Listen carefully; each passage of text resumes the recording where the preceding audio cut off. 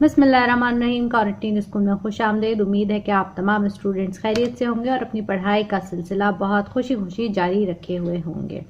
आज की वीडियो उन तमाम स्टूडेंट्स के लिए जो बोर्ड के एग्जाम में पहली दफ़ा अपेयर होने वाले हैं बहुत इम्पोर्टेंट है और उनके बहुत ज़्यादा काम आने वाली है। जैसा कि आप सब जानते हैं कि क्वारंटीन स्कूल का मकसद उन बच्चों की पढ़ाई में मदद और मावनत करना है जिनको किसी भी वजह से अपने सबक को समझने में मुश्किल दरपेश आती है, जिनको अच्छी ट्यूशन मैसर नहीं है या जो स्कूल में अपना काम दुरुस्त तरीके से नहीं कर पाते। तो उन तमाम स्टूडेंट्स के लिए हमने क्वारंटीन स्कूल का ये सिलसिला शुरू किया था, जिसमें हमने इब्तदाई तौर पर उर्दू लाजमी 9वीं और 10वीं जमात की किताब को चुना था।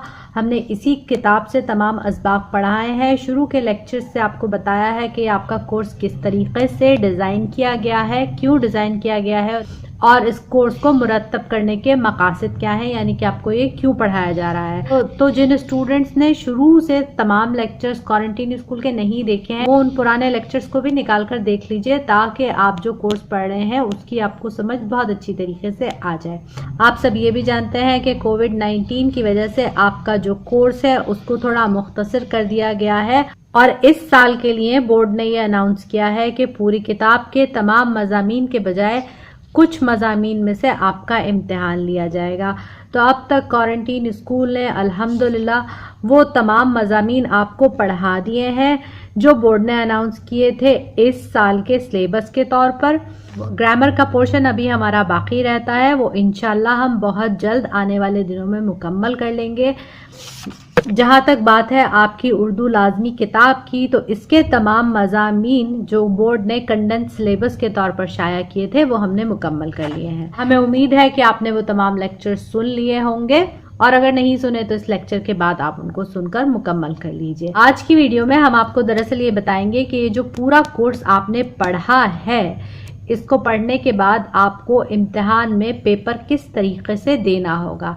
क्योंकि किताब को पढ़ लेना, सबक को समझ लेना, हर चीज़ याद कर लेना तो एक अलग बात है, लेकिन आपको पेपर किस तरीके से हल करना है वो भी एक बहुत ज़रूरी अमल है। क्योंकि बाज़ औक़ात ऐसा होता है कि बच्चों को तमाम चीज़ें याद होती हैं लेकिन उनको पेपर को हल करने का सही तरीक़ा नहीं पता होता, जिसकी वजह से उनके मार्क्स कम आते हैं। तो जब आपने सारा साल मेहनत से पढ़ाई की है तो फिर आपको वो तरीक़ा कार भी पता होना चाहिए और आपको इम्तिहान में पूछे जाने वाले पर्चे की भी समझ होनी चाहिए, ताकि आप भरपूर अंदाज से पर्चा कर सकें और बहुत अच्छे मार्क्स अपने इम्तिहानात में ले सकें। तो अब आपको बताते हैं कि बोर्ड के सालाना इम्तिहान में आपका पर्चा किस तरीके से आएगा और आपको उसको हल किस तरीके से करना होगा। सबसे पहले तो आप ये जान लो कि आपके पर्चे के होंगे 2 हिस्से। हिस्सा अलिफ जो आपको 1.5 घंटे के अंदर करना होगा और हिस्सा बे जो आपको 2.5 घंटे में करना होगा। हिस्सा अलिफ में मल्टीपल चॉइस क्वेश्चन, जिसको कसीरुल इंतखाबी सवालात उर्दू में कहेंगे, MCQs होंगे। ये 15 नंबर का होता है। इसमें आपको तमाम सवालात के जवाब देने होंगे। आपको पेपर में सवाल नहीं लिखना होगा, सिर्फ सही नंबर डालकर और जवाब लिखना होगा अपनी जवाबी कॉपी के ऊपर। और ये तमाम MCQs आपकी किताब के मज़ामीन में से बनाए जाएंगे और इनको दुरुस्त वही बच्चे कर सकेंगे जिन्होंने किताब के तमाम असबाक को बहुत अच्छी तरीके से पढ़ा हुआ होगा। ये बात बहुत अच्छी तरीके से जान लीजिए कि जब बच्चे 9th और मैट्रिक में आते हैं तो वो तमाम मज़ामीन के नोट्स के पीछे बहुत ज़्यादा भागते हैं और वो ये समझते हैं कि अगर उनको अच्छे से अच्छे नोट्स मिल जाएं तो वो उनकी इम्तिहान में कामयाबी की ज़मानत होंगे। हम आपको एक बात पूरी ईमानदारी से बताएं कि सबसे बेहतरीन नोट्स आपकी इस टेक्स्ट बुक में मौजूद हैं। टेक्स्ट बुक में मौजूद तमाम मवाद ही आपके इम्तिहान में काम आएगा। किसी भी एकेडमी के, किसी भी कोचिंग सेंटर्स के जो नोट्स होते हैं वो इस ही किताब के अंदर से बनाए हुए होते हैं।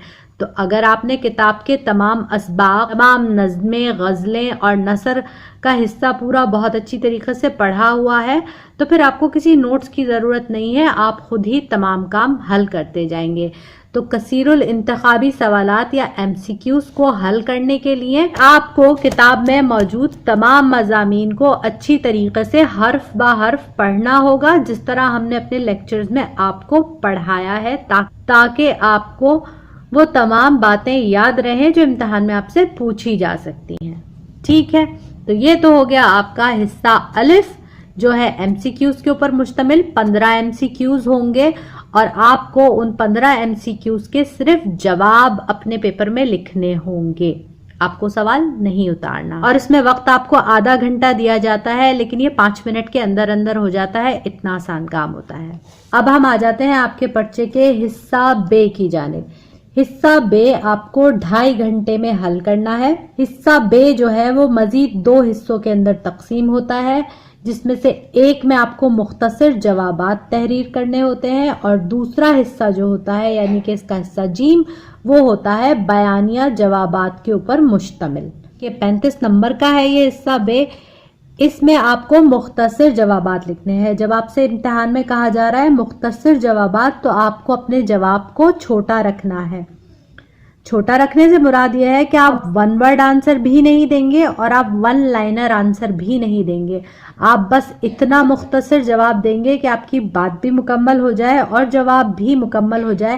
زیادہ سے زیادہ 2 سے 2.5 لائن کا آپ کا جواب ہونا چاہیے. اس سے زیادہ لمبا آپ کا جواب نہیں ہونا چاہیے. اگر آپ اس سے زیادہ بڑا جواب لکھنے کی کوشش کریں گے تو آپ کے پاس وقت کم ہو جائے گا اور آپ کے پیپر کا بہت سارا حصہ چھوٹ جائے گا.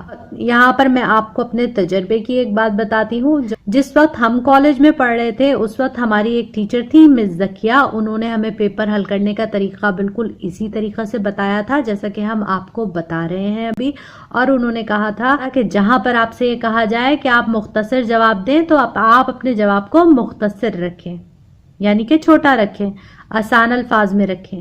اور جہاں پر آپ سے جواب کو بیانیہ مانگا جائے یعنی کہ طویل جواب مانگا جائے وہاں پر آپ جواب کو طویل لکھیے مگر اپنے الفاظ کا چناؤ اچھا رکھیے. اچھے الفاظ کو استعمال کرتے ہوئے جب آپ اپنا جواب لکھیں گے اس میں مناسب ہیڈنگز ڈالیں گے اور تھوڑی تھوڑی تفصیل بیان کریں گے تو کوئی وجہ نہیں کہ آپ کے مارکس بہت اچھے آئیں.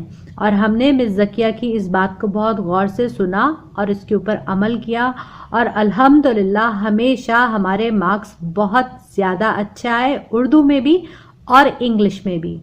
حصہ بے جو مختصر جوابات کا ہے اس میں آپ کے پاس سوال نمبر 2 آئے گا جس میں آپ کو سوالات کے جوابات تحریر کرنے ہوں گے. یہ سوالات نثر کے ان مضامین میں سے ہوں گے جو کہ آپ نے اپنی کتاب میں پڑھے. مثال کے طور پہ ڈاکٹر صاحب کس حلیے میں مریضوں کا معائنہ کر رہے تھے. اب یہ بات یاد رکھو آپ سے مختصر جواب پوچھا جا رہا ہے تو آپ مختصر اس کا جواب کیا دو گے کہ ڈاکٹر صاحب دھوتی اور بنیان پہنے اکڑو بیٹھے ہوئے تھے اور مریضوں کا معائنہ کر رہے تھے. بس یہ اتنا مختصر جواب بالکل کافی ہے. اس کے اوپر آپ کو پورے مارکس ملیں گے انشاءاللہ. اس کے بعد سوال نمبر 3 ہے جو کہ ہے مرکزی خیال اور خلاصہ. جو چیپٹرز آپ نے حصہ نثر میں پڑھے ہیں نا یہ اسی میں سے مرکزی خیال اور خلاصہ آپ سے پوچھا جائے گا. تو آپ کیسے لکھیں گے؟ پہلے آپ حوالہ سبق لکھیں گے کے طور پہ ڈسٹرکٹ بورڈ کی ڈسپنسری کو ہی لے لیتے ہیں تو کہ اگر آپ کو اس کا خلاصہ لکھنا ہوگا تو آپ یہ لکھیں گے کہ سبق ڈسٹرکٹ بورڈ کی ڈسپنسری ہمارے اردو کے نصاب میں شامل ہے جس کے مصنف قدرت اللہ شہاب ہیں اور یہ ان کی کتاب شہاب نامہ سے ماخوذ ہے. اتنا سادہ سا بالکل 1 لائن کا آپ کو حوالہ لکھنا ہوگا. اس کے بعد آپ کو حوالہ مصنف لکھنا ہوگا. جو بھی سبق کے مصنف ہیں آپ ان کا حوالہ تحریر کریں گے. ہم نے جتنے بھی لیکچرز دیے ہیں اس میں تفصیل سے آپ کو مصنف کے بارے میں پڑھایا ہے اور یہ نوٹ بھی کیا ہے کہ بہت سارے اسٹوڈنٹس نے حوالہ مصنف کو اسکپ کر دیا ہے اور اس کا لیکچر نہیں سنا ہے. اس کو آپ لوگ بالکل بھی غیر ضروری نہ سمجھیے. مصنف کا حوالہ ضرور اپنی کتاب میں سے پڑھیے اور اس کو سمجھیے اور اس کو یاد بھی کیجیے. سبق کا حوالہ اور مصنف کا حوالہ تحریر کرنے کے بعد آپ سبق کا مرکزی خیال لکھیں گے یا اگر آپ کو خلاصہ لکھنا ہے تو آپ اس کا خلاصہ لکھیں گے. یاد رکھیے کہ مرکزی خیال ہمیشہ چھوٹا ہوا کرتا ہے، زیادہ سے زیادہ 1 پیراگراف کے اوپر مشتمل ہونا چاہیے. اور اگر آپ خلاصہ لکھنا چاہتے ہیں تو خلاصہ ہمیشہ سادہ اور آسان الفاظ میں لکھا ہونا چاہیے. خلاصہ لکھنے کا مطلب یہ نہیں ہے کہ آپ پورا چیپٹر لکھنے کے لیے بیٹھ جائیں. خلاصہ لکھنے کا مطلب یہ ہے کہ آپ سادہ اور آسان الفاظ میں اس چیپٹر کو مختصر کر کے لکھیے. خلاصے کا مطلب ہی یہ ہوتا ہے کہ مختصر کر کے لکھنا. तो इस बात को याद रखिएगा। खुलासा कभी भी तवील नहीं होता। उसके बाद हिस्सा बे में सवाल नंबर 4 होगा, आपको अशआर की तशरीह करनी होगी।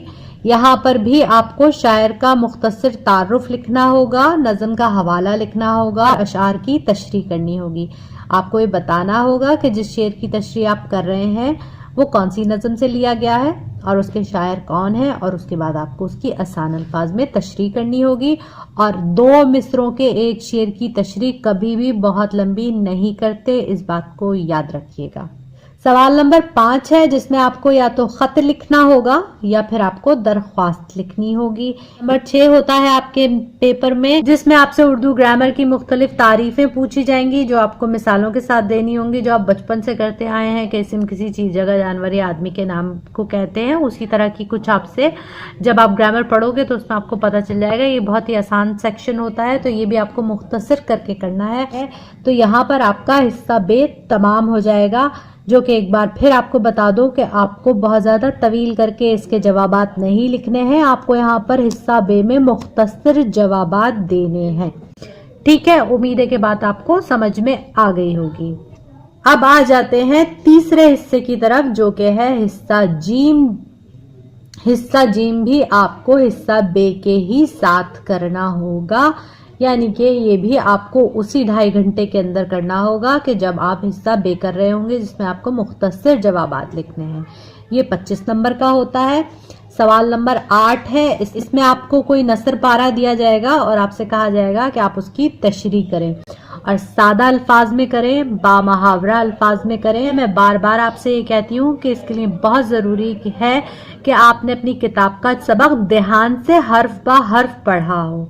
तो आपके पास अभी भी वक्त है। अगर आपने लेक्चर्स को स्किप कर करके सुना है तो आप उनको पूरी तरह ध्यान से सुन लीजिए, ताकि आपके इम्तिहान में बहुत अच्छे से नंबर आए। नसर पारे की तशरीह जब आप करेंगे तो आप सबक का हवाला भी लिखेंगे, आप मुसन्निफ का हवाला भी लिखेंगे, और उसके बाद आपको इसकी तशरीह करनी होगी। अब आप पूछेंगे कि नसर पारा क्या होता है, तो जनाब नसर पारा होता है, मिसाल के तौर पे आप ये देखो कि ये जो लाइनें लिखी हुई हैं, अंधेरे कुएं में 7 तहखानों में बंद, यहाँ से लेकर अगर यहाँ तक आपके पेपर में लिखा हुआ आता है तो इसको कहा जाएगा नसर पारा। और इन तमाम सुतूर के आपको मफहूम बताने होंगे और आसान अल्फाज में आपको इनकी तशरीह करनी होगी। ठीक है, ये तो हो गया आपका नसर पारा। इस सवाल नंबर 8 में आपके पास चॉइस होती है, आपको या तो नसर पारे की तशरीह करनी होगी, जो कि 1 होता है। नसर पारा यानी कि एक छोटा सा पैराग्राफ होता है जिसकी आपको तशरीह करनी होगी, या फिर आपको चॉइस दी जाती है और उस चॉइस में आपसे कहा जाता है कि आप किसी भी 2 जुमलों की तशरीह करें। तो आपने जो सबक पढ़ रखे हैं 3 या 4 लिखे हुए होंगे, जिसके अंदर से आपको 2 चुनकर और उनकी तशरीह करनी होगी। और तशरीह करने से पहले आप हवाला सबक भी लिखेंगे, मुसन्निफ का हवाला भी लिखेंगे और तशरीह भी लिखेंगे।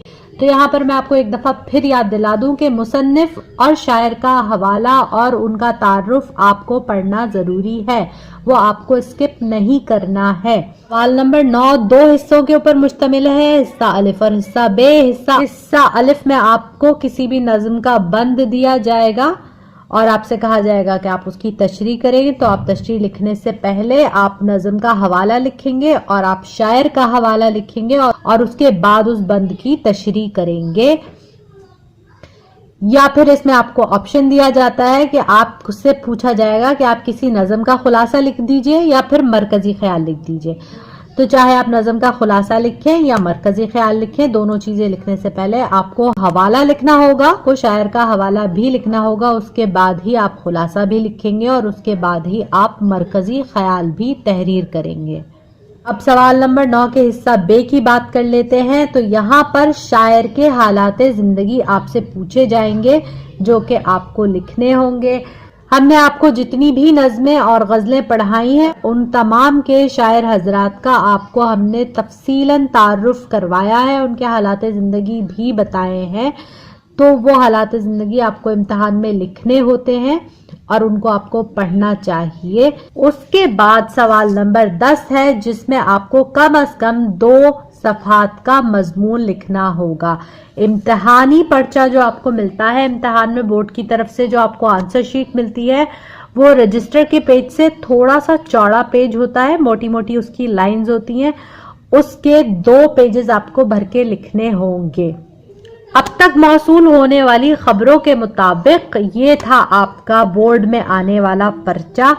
इस पैटर्न के ऊपर आपका इम्तिहानी पर्चा बनाया जाता है और आपको इसके जवाबात लिखने होते हैं। उम्मीद है कि इस पेपर का पैटर्न जो हमने आपको बताया वो आपको समझ में आ गया होगा और आपको ये भी समझ में आ गया होगा कि हिस्सा अलिफ आपको कैसे फटाफट से सॉल्व करना है, और उसको सॉल्व करने के लिए क्या करना है कि अपने तमाम मज़ामीन को बहुत अच्छे से पढ़ना है।